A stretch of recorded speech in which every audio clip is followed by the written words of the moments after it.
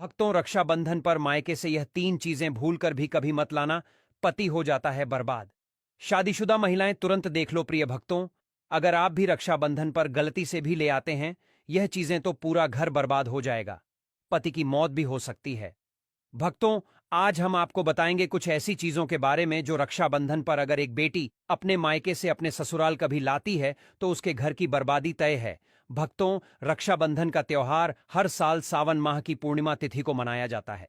शास्त्रों में ऐसा वर्णन है कि रक्षाबंधन का त्योहार भद्रा काल में भूलकर भी नहीं मनाना चाहिए। भद्रा काल में रक्षा सूत्र यानी कि राखी बांधना बेहद ही अशुभ माना जाता है। शास्त्रों में कहा गया है कि भद्रा का त्याग करके ही रक्षाबंधन का पर्व मनाना चाहिए। इसके साथ ही रक्षाबंधन का त्योहार किस दिन मनाया जाए इस पर बहुत ज्यादा ही उलझन की स्थिति है भक्तों। इस बार कई लोगों का मानना है कि रक्षाबंधन 8 अगस्त को मनाना चाहिए और वहीं कुछ लोगों का मानना है कि 9 अगस्त को रक्षाबंधन का त्योहार मनाना शुभ रहेगा।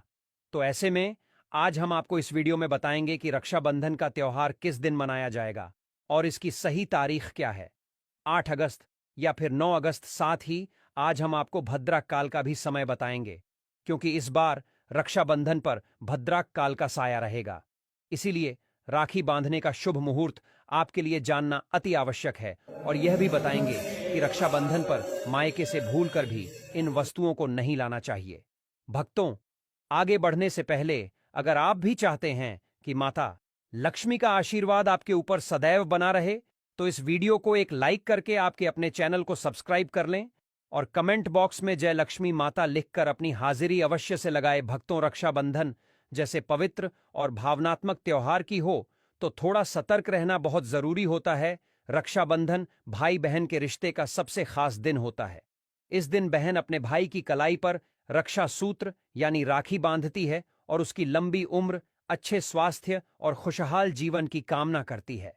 वहीं भाई भी वचन देता है कि वो जीवन भर अपनी बहन की रक्षा करेगा, हर मुश्किल में उसका साथ देगा। लेकिन भक्तों, आपको एक जरूरी बात जरूर बताना चाहेंगे। शास्त्रों में बताया गया है कि रक्षाबंधन का त्योहार भद्रा काल में बिल्कुल नहीं मनाना चाहिए। भद्रा काल में राखी बांधना अशुभ माना गया है। अब आप सोच रहे होंगे ऐसा क्यों? इसके पीछे एक बहुत ही पुरानी और महत्वपूर्ण कथा जुड़ी हुई है।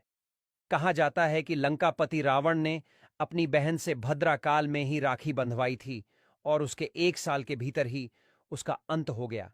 यही नहीं, शास्त्रों के अनुसार भद्रा, जो शनिदेव की बहन मानी जाती हैं, उन्हें ब्रह्मा जी ने एक श्राप दिया था कि जो भी व्यक्ति उनके समय में कोई भी शुभ या मांगलिक कार्य करेगा उसे उसका फल अशुभ ही मिलेगा।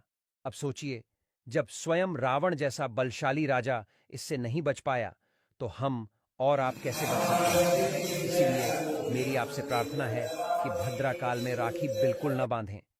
इंतजार कर लीजिए, लेकिन गलत समय पर यह पवित्र बंधन न बांधें।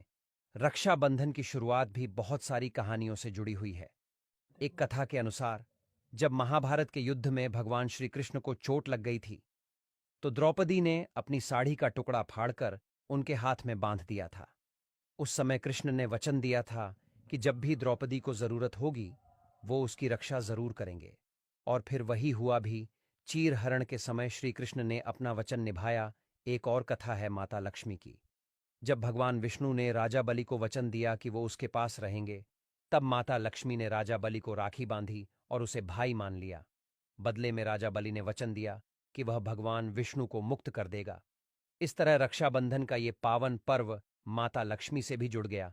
अब अगर बात करें रक्षाबंधन मनाने के सही तरीके की, तो सुबह जल्दी उठकर स्नान करें और हो सके तो नए और साफ सुथरे कपड़े पहनें।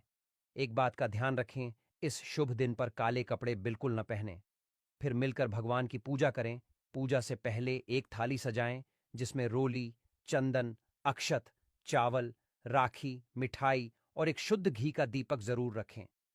ये दीपक आप आटे का बना सकते हैं या मिट्टी या पीतल का भी ले सकते हैं।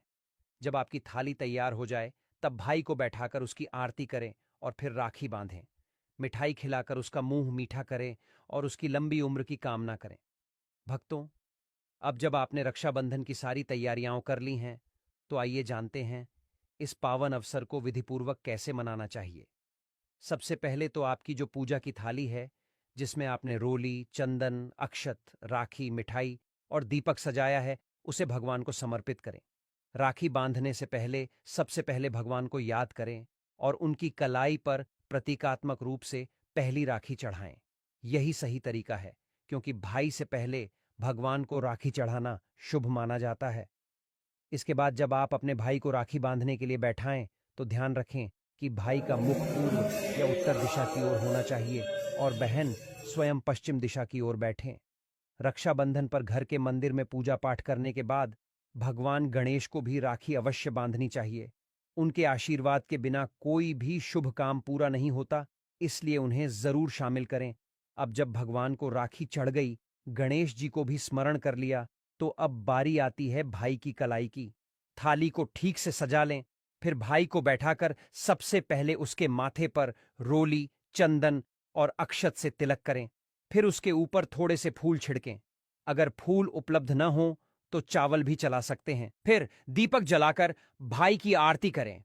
आरती के समय मन में भाई की लंबी उम्र, अच्छे स्वास्थ्य और सफलता की कामना करें। अब राखी उठाकर भाई के दाएं हाथ की कलाई पर अच्छे से बांधें। ध्यान रहे कि बांधते वक्त सच्चे दिल से उसके लिए मंगल कामनाएं करें। इसके बाद उसे मिठाई खिलाकर उसका मुंह मीठा कराएं।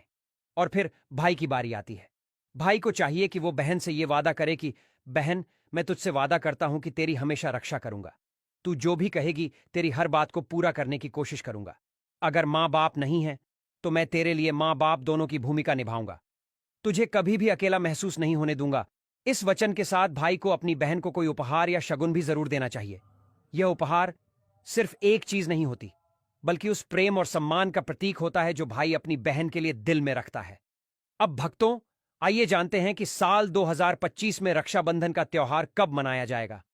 इस वर्ष रक्षाबंधन शनिवार 9 अगस्त को मनाया जाएगा। पूर्णिमा तिथि शुरू होगी 8 अगस्त को दोपहर 2:12 पर और समाप्त होगी 9 अगस्त को दोपहर 1:24 पर।